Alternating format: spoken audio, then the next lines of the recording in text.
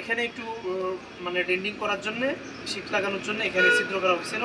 একদম পাইপের সাথে বরাবর বসে যাওয়ার কারণেই এটা ছিদ্র হয়ে গেছে। আমরা কি সতর্কতা অবলম্বন করলে এই ঘটনাটা নাও ঘটতে পারতো, এই বিষয়টা আলোচনা করি। প্রথমেই এই ফ্রিজটা চালু করতে হবে।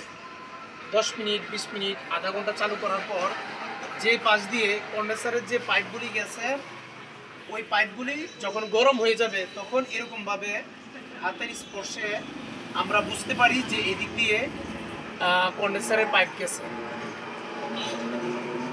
এখন এই ফ্রিজের মধ্যে আমরা কি করেছিলাম, আমরা এই ফ্রিজ চালু করি নাই। অনুমানের উপর অন্য 10টা ফ্রিজের কাজ আমরা যেভাবে করি, আসলে ওয়ার্কশপের কাজ সবসময় নিয়ম মেনটেন করে আমরা চলতে পারি না, চলা যায় না। অনেক সময় বিদ্যুৎ থাকে না, আমাদের কাজের চাপের কারণে অনেক সময় আমরা অনুমানের উপরে কাজ করে ফেলি। এখানে এই ফ্রিজ যদি আমরা চালু করে আধা ঘন্টা, 1 ঘন্টা বা 10, 15, 20 মিনিট রেখে যদি আমরা দেখতাম যে কন্ডেন্সারের পাইপ কোন কোন জায়গায় দিয়ে গেছে, তখন আমরা অনুমান করতে পারতাম যে এই পর্যন্ত কন্ডেন্সারের পাইপ আছে। আমরা সেটা করি নাই। অনুমানের উপরে কাজ করতে যেয়ে এত নিচে আমরা ভাবি নাই যে পাইপ আছে, কিন্তু আমরা ছিদ্র করে ফেলছি, যার কারণে এখানে কন্ডেন্সারের পাইপ লিক হয়ে গেছে। আপনারা যারা এরকমভাবে ডেন্ডিংয়ের কাজ করবেন, সবসময় চেষ্টা করবেন যে ফ্রিজটা 10 মিনিট, আধা ঘন্টা, 1 ঘন্টা চালু রেখে 15, 20, 30 মিনিট কাটলেই না কোন পাশ দিয়ে কন্ডেন্সার আছে এই পাইপগুলি আপনার পর্যবেক্ষণ করতে হবে। অনেক সময় এখানে নিচের যে অংশটুকু আছে, এদিক দিয়ে আসো, এই পাশ দিয়েও কন্ডেন্সারের পাইপ বুস্টার লাইন হিসেবে এখানে দেওয়া থাকে।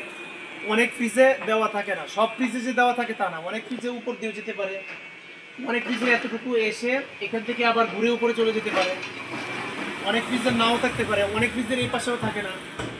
হ্যাঁ, অনেকেই আপনারা বলতে পারেন যে এদিক দিয়ে বুস্টার লাইন সব ফ্রিজে থাকে না।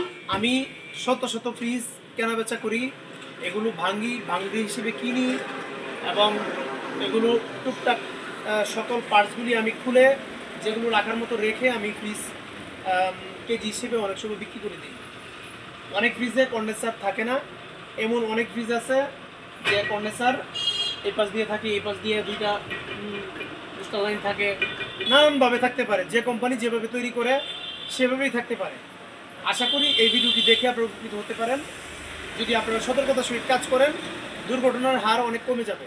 ধন্যবাদ সবাইকে। আসসালামু আলাইকুম।